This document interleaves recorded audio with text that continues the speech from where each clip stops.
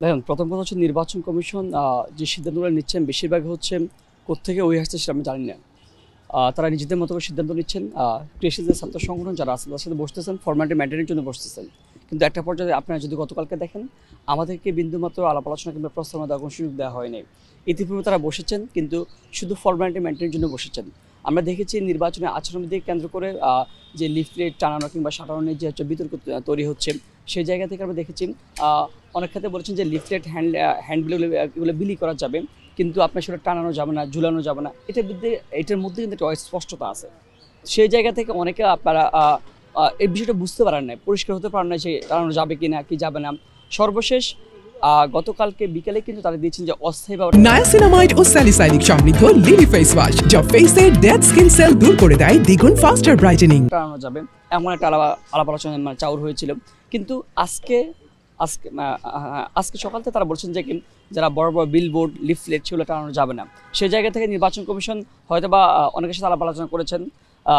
এই জায়গা থেকে আমরা মনে করি যে বিষয়টা অবশ্যই একটা সুবিবেচনা প্রসূত একটা সিদ্ধান্ত হতে পারে। যেহেতু আপনি জানেন যে গতকালকে কিন্তু ছাত্র শিবিরে যে বিলবোর্ড যেটা আছে সেটাকে আপনার ছবিকে বিকৃত আকার ধারণ করা হয়েছে ছবি ফিস্টুন কিংবা বিলবোর্ড সেটা ছেড়ে ফেলা হয়েছে। এই জায়গা থেকে মনে হয় যে যদি লেভেল প্লেইং ফিল্ড যদি আমরা সুস্থির রাখতে চাই, সুস্থ রাখতে চাই, সেক্ষেত্রে অবশ্যই এই বিষয়টা আমাদের এড়িয়ে যাওয়া উচিত। কারণ কি জানেন, দেখেন ছাত্র শিবির কিন্তু প্রত্যেকটা হল গেটে গেটে আমরা অলরেডি সব কিছু বিলবোর্ড সাটিয়ে ফেলেছি, কিন্তু টানিয়ে ফেলেছেন। সেই জায়গা থেকে বাকি তো এবছর প্রার্থীরা অনেক বেশি, সেই জায়গায় বাকিরা কই লাগাবে, এটা একটা দ্বিধাদ্বন্দ্ব তৈরি হবে। কিন্তু আবার হচ্ছে দেখা যাচ্ছে একজন সামনে লাগাবে, একজন ছেড়ে ফেলবে, ভেঙে ফেলবে। এই কেন্দ্রিক এই যে জটিলতাটা তৈরি হওয়ার সম্ভাবনা তৈরি হবে। সেই জায়গা থেকে নির্বাচন কমিশন হয়তো চিন্তা ভাবনা করতেছেন এবার যেহেতু প্রার্থীরা বেশি, আবার এবার অস্বাভাবিক পরিস্থিতি তেমন নেই, শুধু বিলবোর্ড কিংবা ব্যানার পিস্টুনকে কেন্দ্র করে অযথা রেশারেশি তৈরি করার কোনো মানেই হয় না। সেই জায়গা থেকে নির্বাচন কমিশন যে সিদ্ধান্ত নিয়েছেন শুধুমাত্র পোস্টার, হ্যান্ডবিল, লিফলেট বিতরণ করা, যার মধ্য দিয়ে কারোর সাথে কোনো রেশারেশি হবে না। প্রত্যেকে যা বিলবোর্ড, হ্যান্ডবিল কিংবা লিফলেট তার ভোটারের হাতে দিয়ে দিবেন, এটা মনে হয় একটা সুস্থ সিদ্ধান্ত। আপনি দেখেন, আমরা কোন প্রেক্ষিতে বলেছিলাম, যে প্রেক্ষিতে বলেছিলাম যে যখন দেখেছি মনোনয়নপত্র উত্তোলনের সময় আপনার সীমা শেষ হয়ে যাওয়ার পরেও একটা নির্দিষ্ট ছাত্র সংগঠনের নেত্রীরা যখন আপনার মনোনয়নপত্র উত্তোলন করতে গেলেন, তখন সাধারণ শিক্ষার্থীদের পক্ষ থেকে একটা প্রতিরোধ তৈরি করা হলো।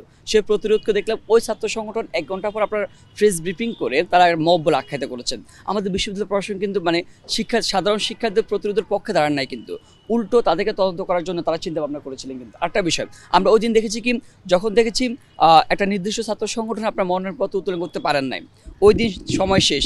আমরা হুট করে দেখলাম সন্ধ্যা 9:30 10টার দিকে নির্বাচন কমিশনের পক্ষ থেকে হুট করে একদিন সময়সীমা বাড়িয়ে দেওয়া হলো। এটা কারোর সাথে কোনো বিন্দু মাত্র আলাপ আলোচনা করা হয় নাই। কিন্তু সেই জায়গা থেকে আমরা বলতেছি যে হয়তোবা নির্দিষ্ট ছাত্র সংগঠনকে সুবিধা দেওয়ার জন্য নির্বাচন কমিশন এমন করে চিন্তা ভাবনা করতেছেন, তাদের কৃতকর্মের মধ্য দিয়ে এমন বিষয় প্রক্রিয়া হচ্ছে। এই বিষয়টা আমরা সন্দেহ যেহেতু উদ্রেক হয়েছিলাম, আশঙ্কা উদ্রেক হচ্ছে, সেটা আমরা অবশ্যই আপনাদের মাধ্যমে দেশবাসী আমি জানিয়েছিলাম।